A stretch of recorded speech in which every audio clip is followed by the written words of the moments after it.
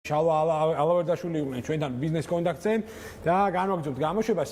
საზოგადოებრივი ტრანსპორტის საკითხები იყო მთავარი განსახილველი საკითხი ფინანსთა სამინისტროში გამართულ შეხვედრაზე, რომელიც პირველი ვიცე-პრემიერი, ფინანსთა მინისტრი დიმიტრი ქუმსიშვილი, ევროკავშირის წარმომადგენლობის ხელმძღვანელი იანოშ ჰერმანი და ევროკავშირის რეკონსტრუქციის და განვითარების ბანკის რეგიონალური დირექტორი ბრუნო ბალვანერა ესწრებოდნენ. ოფიციალურ შეხვედრაზე ყურადღება გამახვილდა სამომავლო ენერგოეფექტურ პროექტებზე. მხარებმა დადებითად შეაფასეს საქართველოსთან თანამშრომლობა ენერგოეფექტური საზოგადოებრივი ტრანსპორტის სფეროში.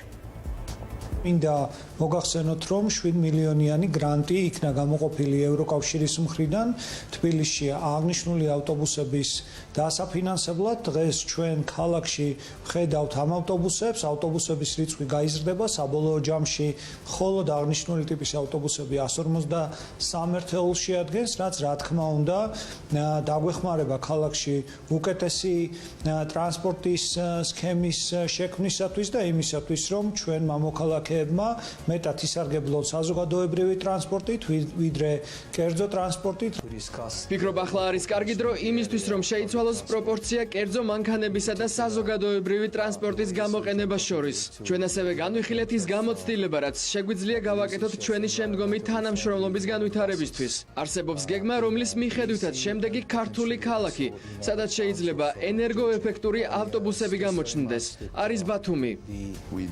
ჩვენ ძირითადად განვიხილეთ საზოგადოებრივი ტრანსპორტის საკითხები და ის პროექტები, რომელიც განხორციელდა და დაფინანსდა EBRD-ის მეშვეობით და იმ ფონდით, რომელიც დაფუძნდა ენერგო და გარემოს დაცვითი ეფექტურობის მიზნით. პროექტით გათვალისწინებული 153 ავტობუსიდან ბევრი თბილისის ქუჩებში უკვე დადის. ჩვენ განვიხილეთ ამ პოზიტიური გამოცდილების გაზიარების შესაძლებლობა საქართველოს სხვა ქალაქებში. სხვათა შორის ავტომობილო, ასე ვთქვათ, ლოჯისტიკური ხაზის, ზოგადად საზოგადოებრივი ტრანსპორტის და გამონაბოლქვის დონის კოეფიციენტი იყო ერთ-ერთი განსახილავი საკითხი ბიზნეს კონტაქტისა და ავტობანის ერთობლივ რუბრიკაში. მას ასე საკმაოდ საინტერესო ინტერვიუს გთავაზობთ, რომელიც ავტობანის პავილიონში მომზადდა, მას ასე ბაკურ ხუნდაძე და ავტობანი ბიზნეს კონტაქტში. ამ სატრანსპორტო საშუალებით წამოვყევით ავტომობილის როგორც სოციალური მოვლენის ნაკვალებს და ვართ ავტობანში, ავტობანის პავილიონში. მე მგონი ერთს არ ბადებს, რომ ეს სატრანსპორტო საშუალება გაცილებით უფრო გამართულია, ვიდრე დედაქალაქში მოსიარულე ნებისმიერი სხვა საზოგადოებრივი ტრანსპორტი. შესაბამისად, დღევანდელი ჩვენი რუბრიკის სასაუბრო თემაც ზუსტადაც რომ ეკოლოგიური კოეფიციენტი და საზოგადოებრივი ტრანსპორტის გამართულობა იქნება ჩვენს დედაქალაქში, რომელიც მოსახლეობის აზრით ყველაზე დიდი პრობლემაა. ამ ყველაფერში და საინტერესო აქცენტების დასმაში ავტობანის დამფუძნებელი ბატონი ბაკურ ხუნდაძე დაგვეხმარება, რომელიც შაბათის ტრადიციული მასპინძელია. ბაკურ, დიდი მადლობა მასპინძლობისთვის. ესე ნუ უყურებ ამას, საკმაოდ ძვირადღირებული მანქანა 30,000 ევროს აღემატება მისი პრაისი. თუმცა ძალიან ვიჯერე გული. ძალიან მაგარი რაღაცაა. კი ბატონო, მე მგონი ჯობია შევუდგეთ ინტერვიუს. სანამ გული ვიჯერე ამ სატრანსპორტო საშუალებით, მე მგონი ჯობია უკვე შევუდგეთ საქმეს, კონკრეტულად სატრანსპორტო საშუალებების, ასე ვთქვათ, ლოჯისტიკური ხაზი მთლიანად დედაქალაქში. ამ კვირაში ტელეკომპანია მაესტროს ეთერში გაიშალა საკითხი, რომლის თანახმადაც კვლევა უბრალოდ, სადაც ნაჩვენებია ის, რომ ყველაზე ხშირი კანონდამრღვევი ჩვენს დედაქალაქში არის საზოგადოებრივი ტრანსპორტის მძღოლი. შესაბამისად, არც თუ სახარბიელოა ეს რეზულტატები, რაც კვლევა მაჩვენა, რას ცხადყოფს ეს ყველაფერი, რა მიმართულებებით საჭიროებს ეს ერთიანი ლოჯისტიკური ხაზი გამოსწორებას. სანდრო, მართლა დაგეთანხმები ხა ეს სტატისტიკა ჩვენც ყველანი მძღოლები ვარ და ამას ვამჩნევთ, რომ მიკროავტობუსები, მეტნაკლებად ავტობუსები, კი, ავტობუსები ესენი ერთ-ერთი ყველაზე ხშირი დამრღვევები არიან ქალაქში და აი იმ წუთში დამარტყა თავში, რომ ეს სწორედ გახსოვს მე შენ გელაპარაკებოდი, რომ ყველაზე დიდი დამნაშავე დარღვევებში არის ინფრასტრუქტურა და არა მძღოლი. ინფრასტრუქტურა არის აბსოლუტურად არ არის მორგებული ადამიანის ფსიქოლოგიაზე და ის უკვე სადღაც 60-იანი 70-იანი წლების მერე არ შეცვლა საერთოდ ქალაქში. ეს არის საკმაოდ დიდი სამუშაო ინფრასტრუქტურაზე მუშაობა, არის დიზაინი გასაკეთებელი ინფრასტრუქტურის და რა თქმა უნდა ის უნდა ითვალისწინებდეს ადამიანის ხასიათს, მოძრაობის სტილს, თქვათ, მანქანის და აი აქედან გამომდინარე ის რომ ამ სახელმწიფო სატრანსპორტო საშუალებების მძღოლები ყველაზე დიდხანს არიან მოძრაობაში და წარმოიდგინეთ სწორედ მათ ფსიქოლოგიაზე იწვევს დაწოლას აი ეს გაუმართავ ინფრასტრუქტურა და წარმოიდგინეთ დღეში 8 საათი აი ჩვენ თქვა გავალთ ქალაქში მივალთ ერთად გავჩერდებით რაღაც 15 წუთიან მონაკვეთში მაშინაზე გვეშლება და წარმოიდგინე პროფესიონალი მძღოლი, რომელიც 8 საათი ამ გაუმართავ ინფრასტრუქტურაში მუშაობს. ის უკვე მე ამოვარდება ამ ფსიქოლოგიური ამ სტაბილურობიდან და ის ხდება დამრღვევი. ის დამნაშავეც არის, მაგრამ მის დანაშაულს ეძებნება თავის საფუძველი თუ რა გვნის მის დანაშაულს. კი ბატონო, ნუ სანამ უკვე უშუალოდ ექსპლუატაციის ვადიანობაზე გადავალთ თვითონ სატრანსპორტო საშუალებების გამონაბოლქვი არის ასევე აღსანიშნავი. ნუ ეხლა თბილისის რელიეფიდან გამომდინარე, ნუ არ არის გასაკვირი, რომ აი მაგალითისთვის დიდი გაბარიტების მქონე სატრანსპორტო საშუალებები მაინც და მაინც ვერ ახდენენ სათანადო მანევრირებას, თუმცა ჩვენ დარღვევებს ხვდებით ასევე მაგისტრალურ გზებზეც. აი ამ კუთხით რა უნდა გაკეთდეს? ახლა აუცილებელი არის თუ არა სტანდარტიზაცია, აუცილებელი არის თუ არა ერთიანი ჩარჩოს მოფიქრება იგივე სატრანსპორტო კუთხით, იგივე თქვათ მიკროავტობუსები, შედარებით დიდი გაბარიტების მქონე ავტობუსები და ასე შემდეგ. აი ამ კუთხით, აი თუნდაც დასავლეთის ქვეყნებში რა გამოცდილებაა? სანდრო, აი მე მაინტერესებს არსებობს ქალაქში გუნდი, ვინც იფიქრა რა ხაზებზე უნდა იმოძრაოს, აი მაგალითად ახალმა შესანიშნავმა ლურჯმა ავტობუსებმა ფანტასტიკური ავტობუსებია, მართლაც ოცნებაც არ შეგვეძლო ალბათ ამაზე, დიდი მადლობა ქალაქს. მანის ავტობუსები. კი, მანის ავტობუსები, მაგრამ მეორე მომენტი, სად შეიძლება მათი არონა, რომელ მიმართულებებზე, რომელ ხაზებზე და ეს ხაზები მზად არის თუ არა მათ გასატარებლად. მე რამდენჯერმე წავაწყდი, აი ისინი ისე ძნელად შედიოდნენ მოსახვევში და თითქმის შეუძლებელ მანევრს აკეთებდნენ, რომ მართლა შემეცოდნენ მათი მძღოლები, იმიტომ რომ არავინ არ გაუთვალა იქ მათი გავლა შესაძლებელი იქნებოდა თუ არა. სად შეიძლება იარონ პატარა ავტობუსებმა შედარებით, იმიტომ რომ აი ეს მოკლე მანძილებზე თქვა, უფრო დიდი მსხვილი სავაჭრო კვანძებიდან გადაიყვანონ მეტროს ჩასასვლელებამდე თუ მეტროს ჩასასვლელებიდან სახლებამდე მიიყვანონ და თქვა ესეთ გრძელი ხაზებზე იაროს ამ დიდმა ავტობუსებმა. ამ ყველაფერზე საჭირო არის რაღაც ინსტიტუტი მუშაობდეს. ამაზე მე მაგალითად ავიც გერმანიაში მინახე რომ აი ხანდახან რო არც იფიქრებ ისეთ თემაზე მთელი 20-30 კაციანი გუნდი მუშაობს. აი მაგალითად არქიტექტურაში რაღაც აი ქალაქის ერთ რაღაც ძველ ნაწილს ხო უზარმაზარი ინსტიტუტი სწავლობს და მის აღდგენას ემსახურება. აი ეს ჩვენ ამას ვართ გადაჩოულები ამ 70-იანი წლის რაღაც აი დაქვემდებარებაში რო ცხოვრობდით ვიღაცის და ველოდებოდით მუდმივად ზევიდან სადღაც რუსეთიდან მომავალ ინსტრუქციას თუ როგორ უნდა გვეცხოვრა. ამან საკმაოდ დიდი გავლენა იქონია ჩვენს ცნობიერებაზე და ჩვენ გადაუჩვეული ვართ თავისუფალ ცხოვრებას. გასაგებია. გადავინაცვლოთ ახლა უკვე იგივე გამონაბოლქვის კოეფიციენტზე დაბინძურების თვალსაზრისით ერთ-ერთი მოწინავე ქვეყანაა სამწუხაროდ აღმოსავლეთ ევროპაში და არა მხოლოდ აღმოსავლეთ ევროპაში, საქართველო. და ნუ გასაგებია რაც იწვევს ამ დაბინძურებას და ასე შემდეგ, ძალიან დიდი ნაწილი, დაახლოებით 80% სიმძიმის წერტილი გადის რა თქმა უნდა სატრანსპორტო საშუალებებზე. ის რომ ავტოპარკი განსანახლებელია. აი ამ კუთხით რა საინვესტიციო ნაწილი, მათ შორის რა პოლიტიკური ნება, რა კერძო ინიციატივა უნდა ჩაიდოს იმისთვის, რომ ერთიანი ხაზი მივიღოთ გამართული. არ არსებობს მანქანები, ეს მტვერი არის საშინელად მძიმე მეტალებით და იგივე ასბესტის დაბინძურებული.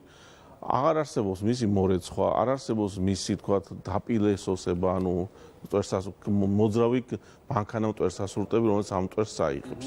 ეს უნდა ხდებოდეს, იმიტომ რომ მანქანის გავლის შემთხვევაში ის რამდენჯერმე ხდება მისი ისევ წამოწევა მიწიდან, ჰაერში მისი გაფრქვევა, მისი შესუნთქვა ისევ მიწაზე დადება, ეს უნდა ამისი აღება უნდა ხდებოდეს. მეორე, ჩვენ საკმაოდ ავიჩემეთ ეს ევრო 4, ევრო 4 და მე თავის დროზე ვიძახდი, რომ აი ვინც ევრო 4-ზე ლაპარაკობს, იცის რაზე ლაპარაკებთ კი? ევრო 4 არის ძირითადად დიზელის მანქანების მარეგულირებელი და ის განსაზღვრავს დიზელის მანქანების ძირითად გამონაბოლქვას. რამდენია პროცენტული წილი დიზელის ძარიანი ავტომობილების? დიზელის ძარიანი ავტომობილების წილი სადღაც 8%-ამდე ადის როგორც ვიცი ქალაქში. ეს არ არის მაღალი. არ არის მაღალი. არ არის მაღალი, მანქანები არის ძალიან ვადაგასული. ძალიან ვადაგასული, ჯერ ერთი ძველი საბჭოთა მანქანებიც კი დადის. მეორე აი მაზები, კამაზები, აი ეს სხვა შორის პატრულის პრეროგატივა შეიძლება შევიდეს, იმიტომ რომ როდესაც ხედავს რომ მანქანა მიდის, რომელსაც დიდი გამონაბოლქვი აქვს, მან გაფრთხილება უნდა მიცეს, რომ მანქანას უნდა მაშინ აი რა ძალიან საინტერესო წინადადება წამოჭერით, აი ის ადამიანები, რომლებიც შეიძლება ითქვას ხსნელს ხედავენ ევრო 4 სტანდარტის შემოღებაში. ანუ რეალურად ევრო 4 სტანდარტის ადაპტირება და იმპლემენტირება ჩვენს ქვეყანაში არანაირ ძირეულ ცვლილებას არ გამოიწვევს, რადგანაც თუ დაახლოებით 8%-ია დიზელის ძარიანი ავტომობილები და ეს პირდაპირ მასში დიზელის ძარიანი ავტომობილებთან არის, მაშინ რეალური სურათის ცვლილებას ჩვენ ვერ მივიღებთ ვერც ევრო 4 სტანდარტის შემოღებით. ხო, არ მგონია, თან Euro 4-ით რა ხა გეტყვი მანქანას გაჩერდიო, რომელიც უკვე არის გამბაჟებული, მას აქვს თავის ტექდათვალების პასპორტი ქართული და ის დადეს ქართულ სახელმწიფოში ასეთ გაჩერდიო, ის თავის დრო უბრალოდ ახალი მანქანები არ შემოაძველი თქვათ, რომელიც არ ჩერდება ამ სტანდარტში. მაგრამ ჩვენი თავი საფიქრელი არის ის მივხედოთ იმ მანქანებს, რაც გვაქვს. ხო, ძალიან ბევრი არის ამორტიზირებული დიზელის მანქანები და ძალიან ძველია. რეგიონებში გადაინაცვლა მithumetes ამ ძველმა მანქანებმა. მეორე კიდევ თბილისში იცით რა არის, აი ტექდათვალიერება იქნება დაგვეწყო საერთოდ დიზელის და კომერციული მანქანებით. დიზელის და კომერციული მანქანა. აი ერთი პირველი ჩვენ აი სულ მიჩვევთ რაღაც გლობალურად გადავდგავთ ნაბიჯს და მე ვიწყებთ მის ჩასწორებას, იმიტომ რომ მან ძალიან ბევრი შოკის მომგვრელი რაღაცა ფუნქცია შეიძინა. არა, მოდი აი რაღაცა ეტაპობრივად გავაკეთოთ, თქვათ, მაგალითად, პირველი ხო თქვი რომ აჯერ არ არსებობს კომპანია, ვინც სწავლობს ქართულ ბაზარს, ქართულ პრობლემებს. მეორე შესაძლებელია დავიწყოთ კომერციული ტრანსპორტიდან, ტაქსოპარკის, თქვათ, ტექდათვალიერებიდან, რადგან ყველაზე მეტს ტაქსი მოძრაობს, სწორედ ის მანქანები, რომელიც ბევრს მოძრაობენ ქალაქში. ნუ ეს ბაზარი და ტაქსების მიმართულება აბსოლუტურად ველურია, ჯერჯერობით და შესაბამისად ამის კონტროლი ცოტა ჯერჯერობით ამ ის მანქანა, რომელიც დღეში სულ 15 წუთი მოძრაობს ქალაქში, ის ჯერ არაფერს არ ქმნის. იმას შეიძლება სულ ბოლოს მივადგეთ და ის პარკი საკმაოდ ნორმალურია. მოკლედ ამ რუბრიკაში ჩვენ აი ხა სახელმწიფოზე მინდა რეალურად გადავიდე. სახელმწიფო სტრუქტურების მიხედვით თითქმის აბსოლუტურად ყველა უწყება, დაწყებული შინაგან საქმეთა სამინისტროთი, დამთავრებული ფინანსთა სამინისტროს, შემოსავლების სამსახურით აბსოლუტურად ყველა მოიხსენიეს, თუმცა არ მოიხსენებია არასდროს გარემოს დაცვის სამინისტრო. და რადგანაც გამონაბოლქვს იგივე ეკოლოგიურ ასპექტებზე ვსაუბრობთ და მათ შორის ბიზნესის სოციალურ პასუხისმგებლობაზე, რომელიც ძალიან კარგად და მაღალ დონეზე აქვს ავტობანს. საბოლოო ჯამში აი ამ კუთხით რამდენად გაქვთ კომუნიკაცია იგივე პროფილურ უწყებასთან გულისხმობ გარემოს დაცვის სამინისტროს და იგივე ვთქვათ აი გარემოზე ზემოქმედების ასპექტები და ასე შემდეგ. აი რამდენად სწორად აქვთ გაწერილი ამ უწყებაში. მე უბრალოდ აღარ მინდა კიდევ ერთხელ რომ მე გითხარი და მე მგონი თავის დროზე შე რომ ბოლო ჩინოვნიკი ვისაც ხელი ჩამოვართო ზუსტად გამსახურდა იყო მეთქი. მე არანაირი შეხება სახელმწიფო უწყებებთან არ გამაჩნია. ჩემი ბიზნესი არის აბსოლუტურად დამოუკიდებელი ბიზნესი.